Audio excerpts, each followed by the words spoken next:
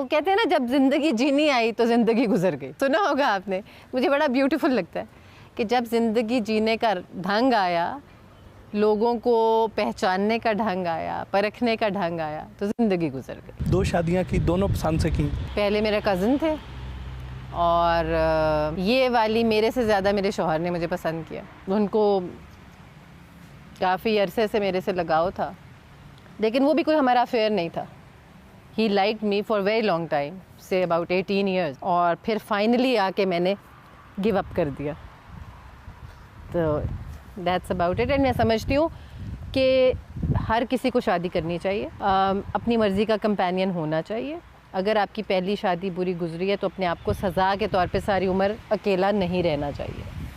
And बड़ी मैं अच्छी समझती हूँ समीना साहिबा ने जो शादी की पीछे, उनको देख के मुझे बहुत मज़ा आता है कि बच्चों की जब शादियाँ हो जाती हैं, बच्चे बड़े हो जाते हैं, तो आप अकेले रह जाते हैं और आपको कंपेनियन चाहिए होता है। So I think that is very important. और हमें अब बहुत लोगों का माइंडसेट चेंज हो गया है और होता जा रहा है। आपने देखा होगा कि हमारी शादी के बाद कितनी और शादियाँ हुई हैं, कितने सेलिब्रिटीज़ ने भी की जिनको पहले झिझक होती थी और धूमधाम से की। भाई why not, you got a right to live. एक गलत डिसीजन, एक गलत फ़ैसला ज़िंदगी का या एक गलत पार्टनर आपका डजंट डिटर्मिन कि आपकी पूरी ज़िंदगी उस सज़ा में कट जाए। मैं समझती हूँ कि अपने आप को चांस देना चाहिए, दूसरे जो आपको कोई पसंद करता है उसको चांस देना चाहिए। लेकिन फिर कहूँगी कि ख़वातीन को इकोनॉमिक एम्पावरमेंट की तरफ ज़रूर अपना ध्यान देना चाहिए। वालिदैन तालीम इसलिए देते हैं कि वो अपने बच्चों को, स्पेशली लड़कियों को, अपने पाँव पे खड़ा करें, और अगर कोई ऐसा बुरा वक्त आता है तो उनको अपने अंदर सेल्फ़ कॉन्फिडेंस के साथ काम करना चाहिए। शौहर की किस खूबी ने इतना मजबूर कर दिया कि आप शादी के लिए मान गई? Consistency. I am very clear in my head. So he was very consistent for 18 years. अब आप देखें 18 साल से कोई आपको कह रहा है कि भाई मान जाओ मान जाओ मान जाओ, तो फिर देयर कम्स अ टाइम ड्यूगी नो कम है यार वो आपस को अच्छे लगे। ये भी खबरें आती रही कि आपने अपने शौहर से शादी के वक्त बहुत बड़ा हक मेरा आपने लिखवाया। really? हाँ, और बहुत कीमती तोहफ़े भी वसूल किए। काश इसमें कोई सच्चाई होती, क्योंकि मेरे हस्बैंड मेरे पास खाली हाथ आए थे और अभी भी खाली हाथ ही आए हैं। सो हस्बैंड भी जिंदा सलामत है और सारा कुछ अल्लाह ताला आपके मुंह में घी शक्कर डाले। लेकिन अब मैंने जब शादी की थी तो I can say it on the record कि 0 मल्टीप्लाइड बाय 0 मैंने उनसे कुछ भी नहीं लिया। लेना चाहिए, मेरा हक है, क्योंकि इस्लाम कहता है कि जो हक आप पहली बीवी को देते हैं 2 बीवियों में कोई फ़र्क नहीं होता। लेकिन सो फार मैंने अभी तक तो कुछ नहीं लिया, आगे ले लूँ तो वो मुझे पता नहीं। काम और घर दोनों को कैसे साथ साथ मैनेज करती हैं? कोई मुश्किल काम तो नहीं है। हमें लोगों ने बहुत बिग डील बनाई होती है घर को चलाना।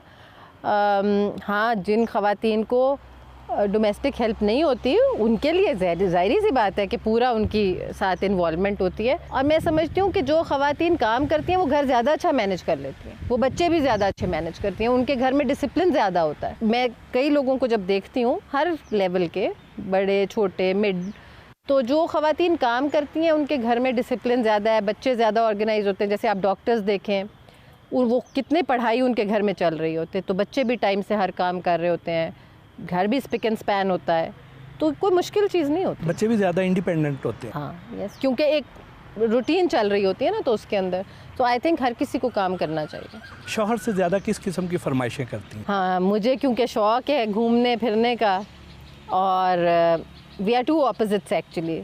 मैं उतनी हाइपर हूँ और वो इतने काम डाउन सोल है, तो वो मुझे कई दफ़ा कहते हैं कि आप बोल बोल के थकती नहीं। उनकी चलती नहीं होनी आपके सामने, खामोश बैठे रहते होंगे? नहीं, वो 100 सुनार की 1 लोहार की है। सो ऐसा भी नहीं है, बट अल्हम्दुलिल्लाह he is a good husband. खुद कुकिंग भी करती हैं? मैं कभी कभी यस। क्या अच्छा बना लेते? मेरे शौहर को बहुत शौक है फ्रेंच टोस्ट खाने का, so I make it for him on Sundays when he is at home. So sometimes I make breakfast for him. बना मैं सब कुछ लेती हूँ, लेकिन I am a better administrator. So मैं स्टाफ को कोई चीज़ खा के आऊँ या उसको रेसिपी बताऊँगी तो I can administer better. But let me be honest, I don't go to kitchen much.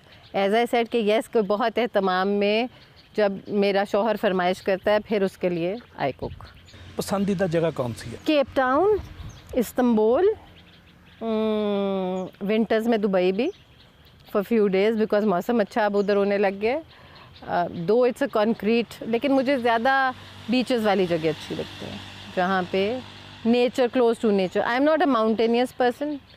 हालांकि सामने हमारे घर के आप देखे साथ मरगला है, पहाड़ है, बट मुझे बीचेस ज़्यादा अच्छी लगती हैं. पानी ज़्यादा अच्छा लगता है, बड़ा वो सीरीन सा लगता है ना, तो ये है. फुर्सत के लम्हात कैसे गुजारना पसंद करती हैं? फुर्सत के लम्हात with friends. I am a people's person, as you know by my personality, right. बस मुझे होता है कि जहाँ पे मैं हूँ वहाँ फ्रेंड्स हों, रौनक हो. अकेले में तन्हाई का बंदा नहीं. मैंने कहा ना कि मेरा मियाँ कहेगा नहीं मैं अकेला इधर बैठा हुआ हूँ. मैं कहूँ नहीं ये कैसे हो सकता है. अभी 10 फ्रेंड्स इधर सबको फ़ोन घूमेंगे, सब आ जाएंगे. तो मुझे रौनक, लोग अच्छे लगते हैं, लोगों में रहना ज़्यादा अच्छा लगता है. फिल्में और ड्रामे देखती हैं? कभी कभी. पहले टाइम नहीं मिलता था, आजकल मैंने बोला कि as I have become a lady of leisure. Yes, I do watch Netflix a lot. And कभी कभी पाकिस्तानी ड्रामे भी कोई फ्रेंड्स बताती हैं कि वो देखो अच्छा है, तो वो भी देख लेते हैं. म्यूज़िक किस तरह का पसंद करती हैं? Music happy. मुझे कोई चीज़ सैड नहीं अच्छी लगती है. मुझे कोई चीज़, वो मैं कहती हूँ ज़िंदगी में इर्द गिर्द देखो इतना दुख है, तो सेल्फ इम्पोज दुख क्या. गाना सुनो दुखी, तुम चले गए, मैं रो दिया, ज़िंदगी बर्बाद होगी. नहीं भाई. दिल की बातें किससे करती हैं? Friends. I am blessed to have very good friends, माशाल्लाह. अल्लाह उन्हें खुश रखे और सलामत रखे. देखें जी, जून के महीने में बारिश आ गई.